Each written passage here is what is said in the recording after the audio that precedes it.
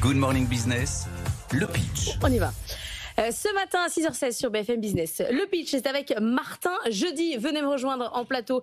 Martin, vous êtes le fondateur de Hors Mur. 1 minute pour pitcher et on débrief. Bonjour à tous. Alors Hors Mur, en quelques mots, c'est une plateforme qui met en relation des artistes, des lieux non conventionnels et des spectateurs, et ça partout en France. Donc par exemple un concert dans un château, ça peut être un spectacle dans une maison, ça peut être une exposition dans un jardin, dans une entreprise, dans un commerce, et ça partout à tout moment. C'est gratuit. On a ouvert la plateforme depuis 1 an et demi. On compte déjà 12 000 utilisateurs partout en France, dont 3 500 propositions artistiques, déjà 750 lieux. Et on a à peu près 1 à 5 événements chaque jour qui se programment partout en France. Alors quand vous dites c'est gratuit, j'ai toujours une petite ampoule qui s'allume pour savoir qui paye. C'est quoi le modèle économique? Alors justement, à l'association, dès qu'un artiste et un autre, match, on peut dire, il y a un événement qui se crée réservable en ligne qui permet aux spectateurs d'acheter leur place. Et chaque réservation de place permet de financer chaque proposition artistique. C'est-à-dire que vous faites payer des places, oui. Ah oui, non mais c'est ça, parce que j'avais pas bien compris. Du coup, c'est en fait des gens qui sont. Moi, je pensais que c'était je réserve un artiste pour une soirée chez moi, donc je paye, et puis c'est mes amis qui profitent du concert. Mais non, en fait, ça peut être des gens extérieurs qui vont acheter des billets et venir dans mon salon assister au concert. Mais ça va pas bien. Oui, c'est pour ça. Chaque hôte décide lui-même sa capacité d'accueil, donc le nombre de spectateurs qu'il souhaite recevoir, et également s'il souhaite que ça soit public ou privé. Donc c'est-à-dire, il décide en amont si il souhaite que tous les utilisateurs d'Hors Mur puissent réserver leur place. Alors je vous rassure, l'adresse confidentielle est dévoilée sur les billets de réservation. Elle n'est pas donnée en amont de l'événement. Mais tout le monde ne peut pas se transformer en salle de spectacle. Il n'y a pas des règles. Nous sommes en France, il doit y avoir des règles pour les fauteuils handicapés, les machins, l'incendie. Oui. Alors c'est pour ça que chaque lieu, dès qu'un autre renseigne son lieu, il renseigne tous les critères qui permettent, notamment des critères d'accessibilité, qui permet aux spectateurs de savoir s'ils peuvent venir ou pas, et aussi aux artistes si leur proposition artistique est compatible avec le lieu. Nous on fait un matching pertinent entre le bon lieu et le bon projet artistique. Oui, pas de feu d'artifice en intérieur. Évidemment.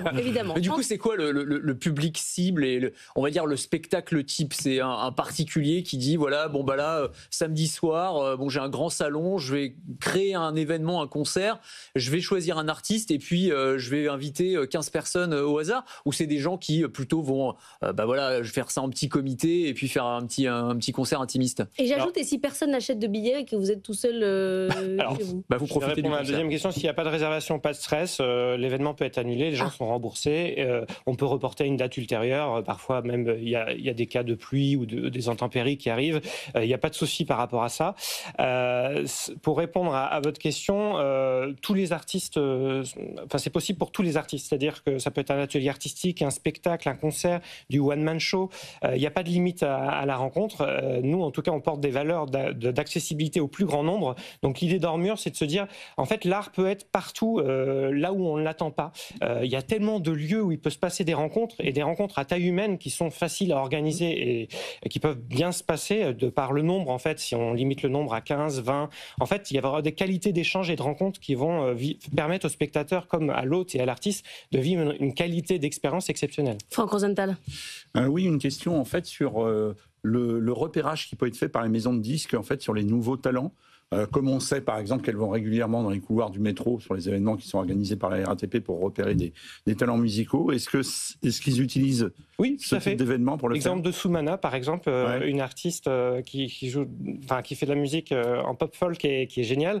Elle intervient dans les métros. Elle est passée dans les médias il y a pas très longtemps, et elle intervient sur Hors Mur également. En fait, c'est vraiment très ouvert. Hors Mur, c'est aussi bien pour l'artiste émergent que l'artiste de grande notoriété qui va chercher une qualité d'échange, qui n'a pas forcément envie de faire une salle de 6000 personnes et qui va se dire je vais aller proche des gens, en fait je vais vivre vraiment une vraie rencontre.